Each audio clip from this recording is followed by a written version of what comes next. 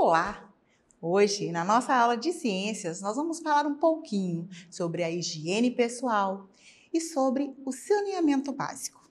Bom, a higiene pessoal consiste numa série de hábitos. Higiene é o conjunto de conhecimentos e técnicas que visam promover a saúde e evitar doenças.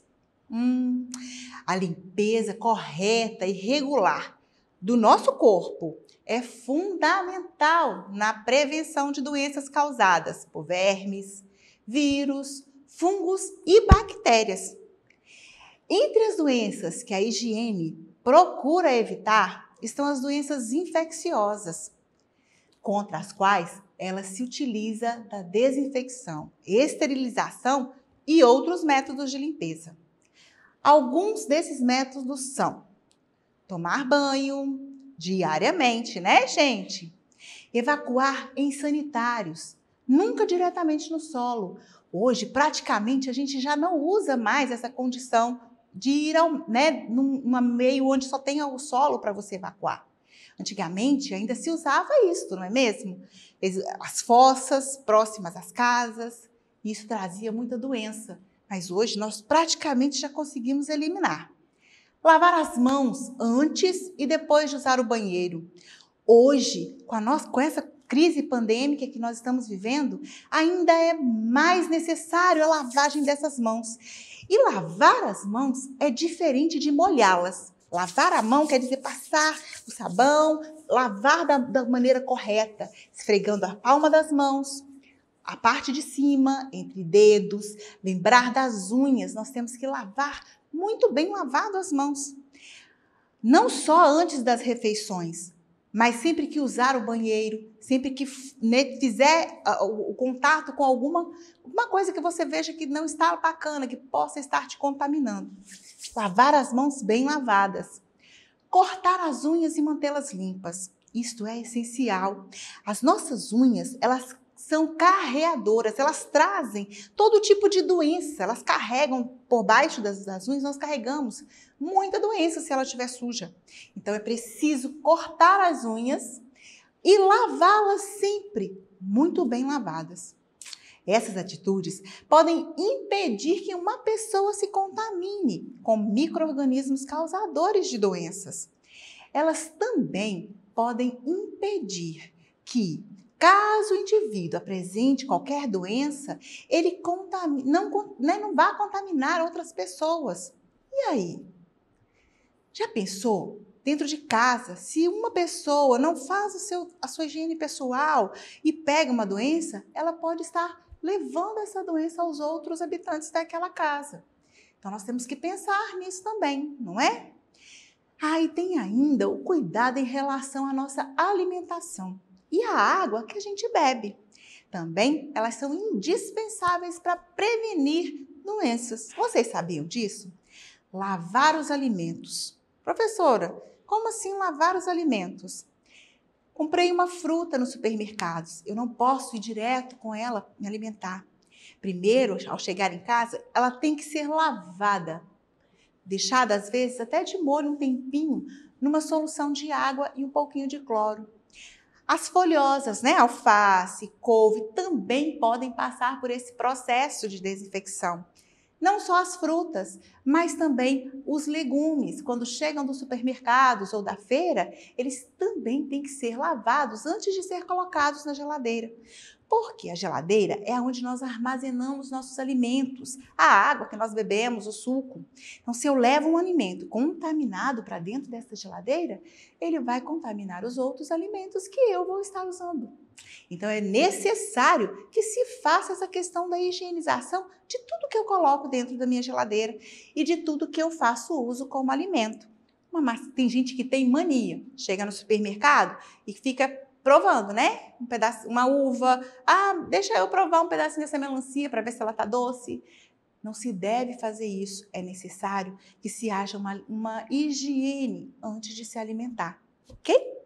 Bom, só beber água se ela tiver sido tratada, filtrada, passado pelo processo, todo o processo de tratamento dentro de uma ETA. E aí, o que é a ETA? Aí tem a estação de tratamento de água. Lá, a água passa por todo um processo e a gente vai entender isso mais um pouquinho lá na frente, tá bom? Higienizar bem as frutas, como eu disse, verduras, antes de consumi-las. Isso é extremamente necessário e são maneiras de estarmos cuidando não só de nós, mas dos outros que estão ao nosso redor. Descartar o lixo de casa e dos dejetos em locais apropriados também precisa de uma atenção. Não jogar o lixo de qualquer maneira, não deixar colocado em um local onde você sabe que animais vão vir e vão rasgar, vão acabar contaminando aquele meio ali também, porque vão deixar o lixo de qualquer forma. Não sair pelas ruas jogando tudo. A gente tem que ter cuidado com o meio onde nós sobrevivemos. É preciso lembrar que muitas doenças são ocasionadas pela contaminação da água que a gente ingere, que está contaminada e que é utilizada para limpar os alimentos, né? Olha só, quais são essas doenças? A esquistossomose é causada por um verme chamado de Esquistossoma mannsoni. Olha bem, será que eu preciso de mais cuidado com a água que eu bebo? Ah, professora, lá onde eu estou, não tem como, a água não está fervida, não está tratada. O que eu posso fazer? Você vai capturar essa água, né? Vai pegar essa água, vai levar para casa, vai fazer com que essa água passe por um processo de fervura. Aí depois clorar essa água com o cloro que a gente tem em casa mesmo. E aí a gente consegue fazer um certo tratamento caseiro com essa água. E isso facilita bastante para que não aconteça. O Esquistossoma mannsoni, ele é simplesmente um vermezinho que vive dentro do organismo de determinados caramujos de água doce. E quando esse caramujo libera pequenas larvas que chegam até o ser humano pela ingestão da água contaminada ou na água que ele se banhou. Crianças, às vezes, vão, principalmente na zona rural, tem mania de, vou tomar banho no lago, no riacho, e aí acaba por se contaminar, porque aquela água tinha a presença desse indivíduo, desse ser. E ele aproveita para se localizar pela pele. Ele entra pela pele da pessoa que estava ali na água e acaba contaminando aquele ser humano. Bom, e aí? Ele vai chegar lá no fígado, vai se instalar e vai causar grandes danos. Precisamos tomar cuidado, não é mesmo? Uma outra doença é a cólera. É uma doença causada por uma bactéria que é chamada de Vibrio cholerae. Quando a água do mar se estiver contaminada com o vibrião, pode também transmitir a doença. Então é uma doença que ela não é só de água doce, ela também é causada, pode ser encontrada lá na água do mar. E aí? Ela também vai ser transmitida pela fruta, pela verdura, se não teve um preparo, um trato, uma limpeza, uma desinfecção dessas frutas e legumes. Os peixes também podem conter o micro-organismo. Se eles estiverem contaminados e forem ingeridos cru, olha aí também sendo transmitida a doença. Então nós temos que ter cuidado ao nos alimentar, ao ingerir água. Se o que a gente está se alimentando tiver contaminado, é certo que nós também vamos estar sendo contaminados por aquilo ali. A amebíase e giardíase são outras duas doenças causadas por uma alimentação feita por não estar limpando de maneira correta os nossos alimentos. E aí? São transmitidas pela água contaminada. Uma pessoa pode adquirir essa doença ao ingerir água e alimentos contaminados. Além dessas, há, por exemplo, a leptospirose, a salmonefose, a hepatite infecciosa, a gastroenterite, Além dessas doenças que são trazidas pela água contaminada, temos as que são adquiridas pela falta da higiene pessoal ou coletiva, como a teníase, o piolho, a coceira na pele, a ascaridíase e a ancilostomose, que é o amarelão, e o bicho geográfico. Viram só como é interessante? E quanto é importante que a gente se cuide, trate da limpeza do nosso corpo, tomar banho, cortar as unhas, lavar as mãos, tudo isso é extremamente importante. Tem mais coisa que a gente precisa entender sobre todo esse processo? Claro que tem.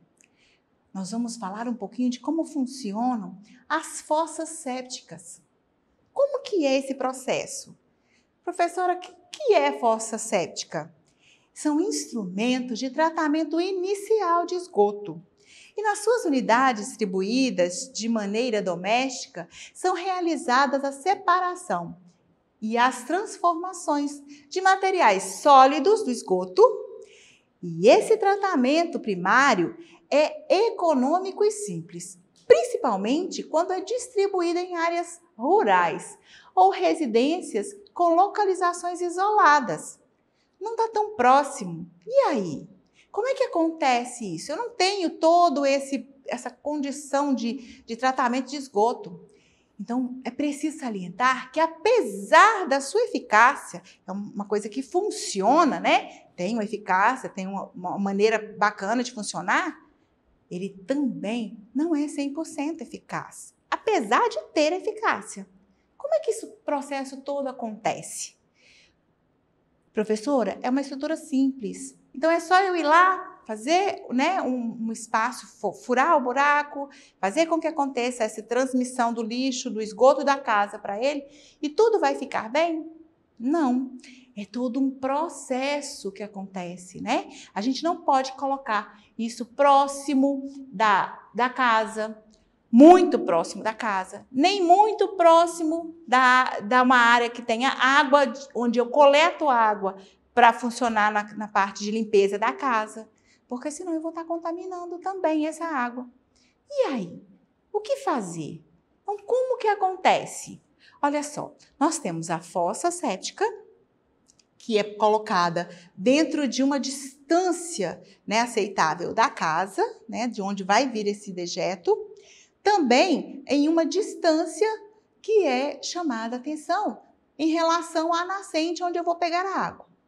Depois disso, eu coloco um filtro que vai separar essa condição de resíduos para depois levar isso também para um outro processo que é o sumidouro.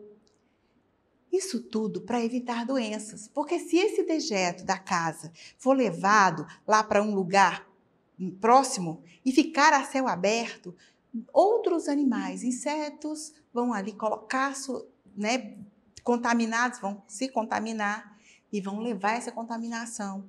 Fora isso, o odor, né? O cheiro que vai exalar dessa condição aí também. Então, como que vai ficar tudo isso? Como que eu faço todo esse processo? Temos que pensar. A fossa séptica, ela é um tratamento primário. Ela é uma tentativa, tá? Mas apesar dela ser eficaz e das suas vantagens nas áreas, principalmente nas áreas rurais, onde não possui saneamento básico, a fossa séptica ela é capaz de fornecer um tratamento de esgoto bacana. Tipo, as fossas sépticas, elas podem ser pré-moldadas, né? E esse tipo é encontrado facilmente no mercado para poder ser simplesmente instalado. E nós temos as fossas sépticas que são locais. Então, o que acontece? A própria pessoa vai lá, faz o lugar onde fura, né? Abre o lugar onde ela quer que aconteça a fossa, faz a retirada, faz um processo de alvenaria e ele mesmo faz todo esse processo. Só que a gente tem que pensar qual é a que financeiramente vai ser melhor para este momento ali da pessoa, ok? E aí?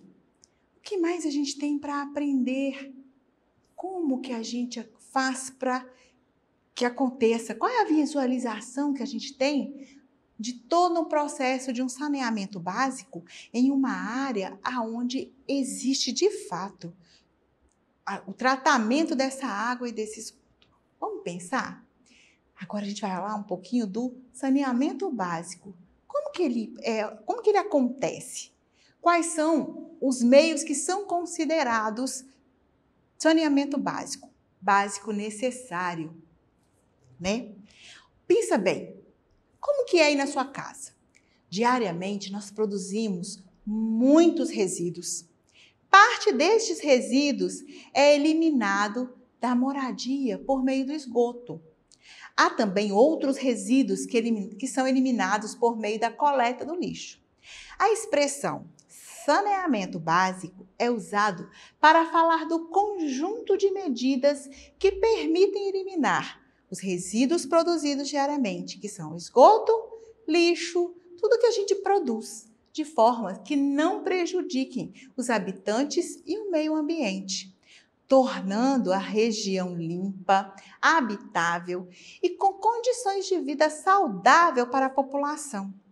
Em palavras mais simples, saneamento básico é fazer o necessário para evitar que se propaguem doenças associadas aos resíduos que o ser humano produz. Assim, algumas medidas importantes de saneamento básico são: coletar regularmente o lixo, destinar de maneira apropriada o lixo, evitando seu acúmulo em terrenos ou lixões, fazer o tratamento e distribuição de água potável apropriada para o consumo humano, sistema encanado de esgoto, onde isso não for possível, usar as fossas sépticas, fazer o tratamento do esgoto antes de jogá-lo no rio.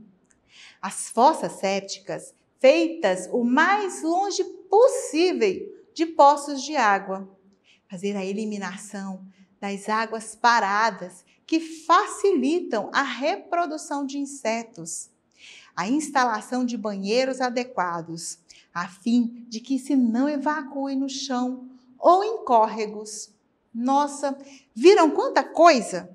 Como que a gente pode fazer com que isso tudo aconteça? Descartar o lixo de maneira correta já ajuda. A água, ela só vai ser considerada potável quando apropriada para o consumo humano, ou seja, quando podemos bebê-la sem risco à nossa saúde.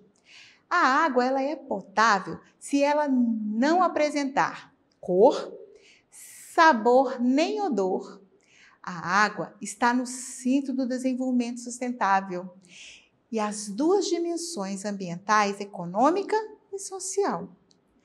Os recursos hídricos, bem como os serviços a ele associados, sustentam os esforços de erradicação de pobreza, de crescimento econômico e de sustentabilidade ambiental.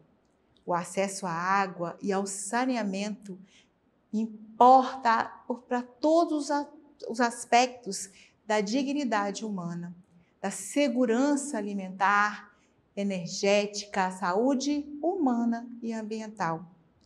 A água que abastece as grandes cidades e geralmente proveniente de um rio represado. Uma grande tubulação chamada adutora leva a água da represa até a estação de tratamento. Olha aqui para vocês verem, ó. Nós temos aqui como que uma estação de tratamento funciona. Ali a água recebe o tratamento de filtração e cloração, que a torna própria para o consumo. A água que chega nas nossas torneiras não é gratuita. Ela é captada, tratada e o desperdício é um custo muito alto que nós vamos pagar. A água significa mais do que aumentar o valor da nossa conta de água quando a gente sai por aí jogando ela fora, lavando calçada com a água, né? A gente precisa pensar em como isso tem custo. E não é só custo financeiro. O desperdício da água significa mais do que isso. E mais tarde, nós podemos pagar caro. Por quê? Se a água é tratada, ela é retirada do subsolo por meio de poços, ou se ela vem captada do rio, tudo isto vai gerar custos. Mais tarde, se a gente desperdiça essa água de maneira totalmente desnecessária, o gasto inútil vai significar risco. O suprimento de água, que pode ser do esgoto nas épocas sem chuva, ela vai se esgotar. E aí? Como é que eu vou ficar depois disso? Se eu gastar a água de maneira desordenada, lá na frente pode me fazer falta. A água é importantíssima para isso tudo, para que a gente consiga manter a limpeza dos nossos espaços, a nossa higiene pessoal. E se a gente começa a gastar de maneira desgovernada, sem uma coisa bem estruturada, ela deve ser usada, mas não deve ser desperdiçada. Precisamos pensar um pouquinho, não é mesmo? E as águas servidas? O que são as águas servidas? Pensa um pouquinho comigo. Olha só, a água passou por todo um processo de tratamento, chegou às nossas torneiras.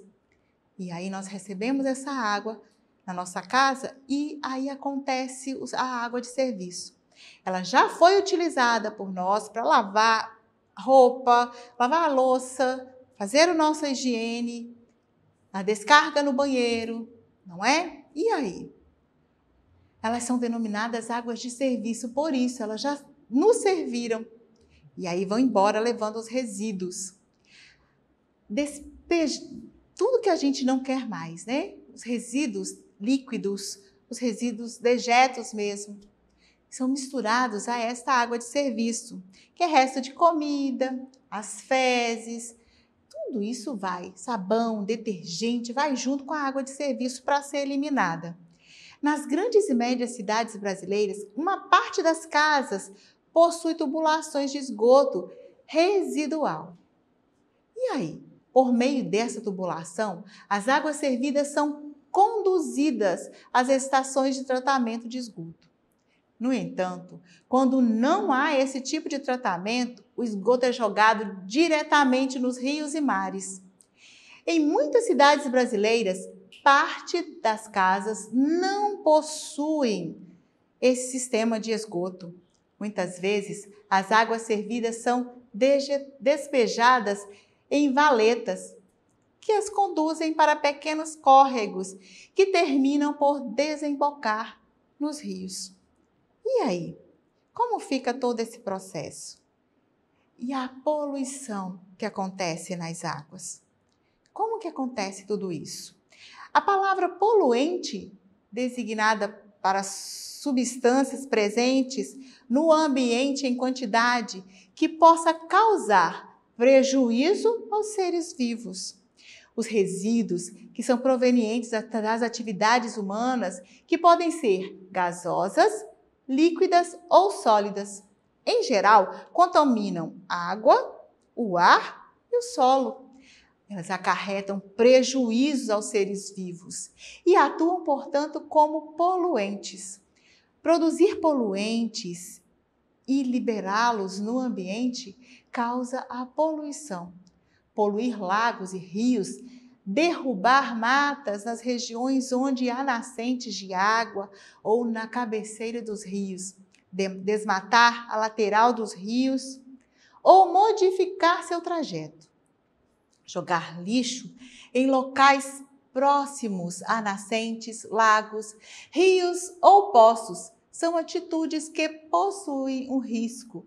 Os mananciais, que são as reservas de água superficiais e as subterrâneas utilizadas para abastecer o consumo humano. A preservação dos mananciais é essencial para assegurar água pura. Então, podemos considerar como formas mais comuns de poluição da água, poluição pelas águas servidas. Misturadas a elas estão restos de comida, fezes, urina, sabões, detergentes, entre outros. E aí? Como que fica tudo isso? Os detergentes, por exemplo, por meio do esgoto, eles causam grandes danos. O detergente usado na residência ou na indústria são substâncias que chegam ao meio ambiente aquático, onde promovem a formação de uma camada de espuma sobre a água. Tal camada dificulta a passagem de luz, o que interfere na realização da fotossíntese pelos seres produtores presentes neste ambiente. A eutrofização, que é o acúmulo exagerado de substâncias que atuam como nutrientes para algas. Tais substâncias existem nos esgotos residenciais, que são dejetos em muitos ambientes aquáticos. A atuação de organismos decompositores sobre as algas mortas consome os gases oxigênios do ambiente aquático, promovendo também a morte de peixes e mau cheiro. Dejetos industriais, onde as substâncias tóxicas presentes nos dejetos são altamente prejudiciais à natureza. Que bom que vocês estiveram aqui. Espero que vocês tenham aprendido um pouquinho. E para acessar nossas atividades na plataforma SMED-GV, aponte a câmera do seu celular na imagem que aparece no canto da tela. Acesse nossas atividades pelas redes sociais e se inscreva em nosso canal do YouTube SMED-GV.